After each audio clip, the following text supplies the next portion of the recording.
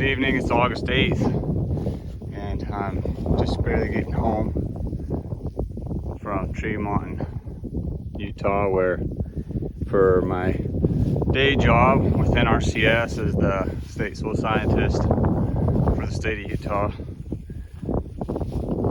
the DC District Conservation and stuff in that area, along with the Utah Association of Conservation Districts, and invited me up to, just because I kind of run the soil health trailer, to do some demos up there. And then yesterday I was in Mount Pleasant, Utah, doing one there, and we had a really good turnout thanks to a couple of the guys I'd mentioned them, but I don't know if they want their names on YouTube, but they're doing a really good job out of the Ephraim office and then up into the northern part of the state. So that was kind of fun. I enjoy doing those.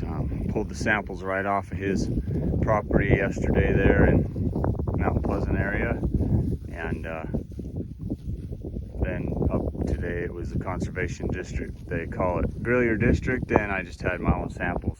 So, but back to this herd. I just moved the fence since I've been back.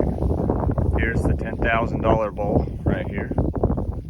This little guy's got, I have to get him tested, but I'm gonna see if he's got the true black and white gene. He's got bluish eyes, which is kind of a cool feature. His sire is Buck right here, who's got, you can see some Jersey in him, but the dam is actually just on the other side of Buck there. It's hard to see her, but that's Elsie, who, anyways, so she's out of Bella, which was the cow I got in 2013, which was a miniature Holstein, had the miniature Holstein look, and who I kind of tried to base all of these genetics off of. As you can see, I've still got some limping in this little heifer here, and in this bull back there, which will be a steer. But anyways, he come up to greet you for a couple minutes, and then he's really kind of a outgoing little bull. He goes and he's running here and there. He enjoys life, and so I think that's kind of a neat thing. So just let him have this new little I don't know, this little strip. And looking through here, I didn't tell anybody to move them while I was gone. Should have had them moved a little bit sooner to leave a little bit more residual. They've grazed it down pretty short down on this area, and this didn't get any water last turn, so I wanted to have a little bit more cover on it. But anyways, can't be here all the time to manage it. This is what happens. It's not a tragedy, it's not a loss. I'm not going to completely lose it here in the state of Utah. We're able to irrigate things quite a bit, so I'll be able to irrigate it back when I get my turn.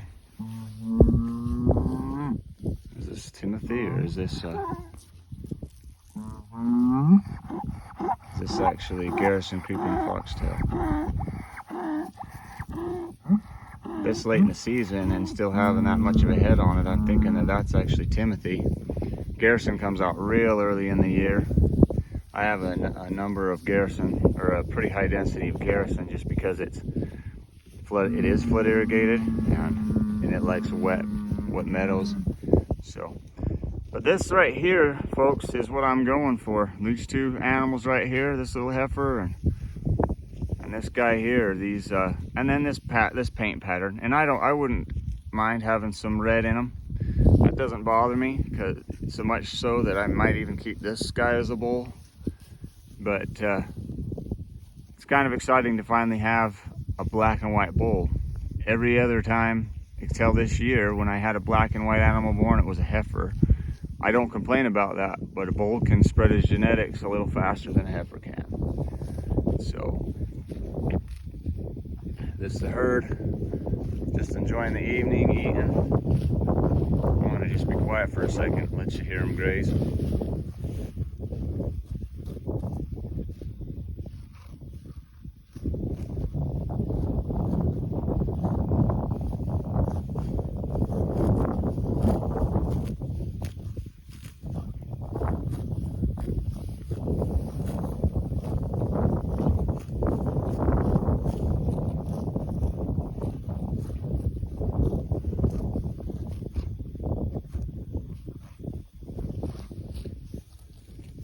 Oh, this time of evening's just really peaceful.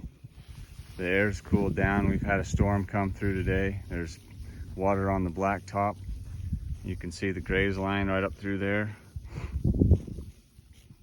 But you can see there's a bit of a change in vegetation. We've got a bunch of curly dock on the bottom of this piece because it gets flooded and that water kind of just sits down here. And in the past we've had livestock down when it's been real wet, and got something that's called pedestooling.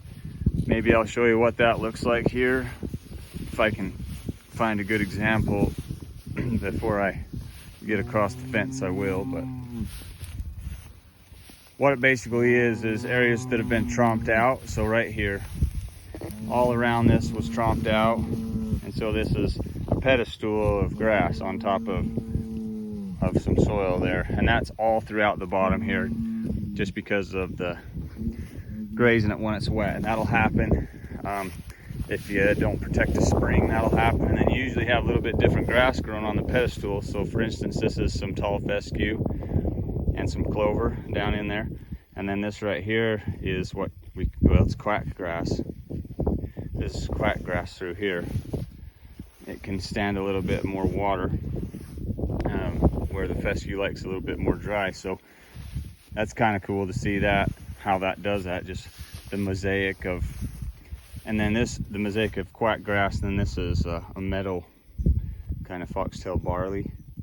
It ain't great palatability wise, as you can see this time of year, but as long as you allow the other plants to be competitive, it'll eventually out-compete it. It's going to take a while though, because it can get pretty thick sometimes, and I've got a lot of it here.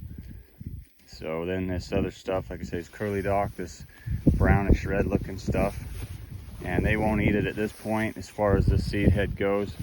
But in the spring of the year, when it's a biannual, and when it's in a rosette stage, they'll eat that leaf if you get them bunched up tight enough. The sheep love it, and cows will eat it. It's not their preference, but they will eat it. Got this nice looking steer here coming up. He ain't hurting for groceries. He'll make some good beef. This is the other older bull that I'm thinking I might keep, or I'm gonna have them all tested to see if they're A2. If they are, then that'll help make my decision. If they're not, then they'll go into hamburger and steaks. But anyways, we're right about 8 minutes. Wanted to take you along today. This is definitely Timothy. Now I'm looking at that. That's characteristic of how that Timothy seed head, as it gets mature, starts to kind of fall off. Looks like it took a bite out of it in different areas. And so that's Timothy we got there. Don't see a whole lot of that in a lot of pastures. So it's exciting when you start rotating them, how you start seeing grasses that you normally wouldn't know you had manifest themselves. But anyways, thanks for coming along. Until next time, this is Solar Solus signing off.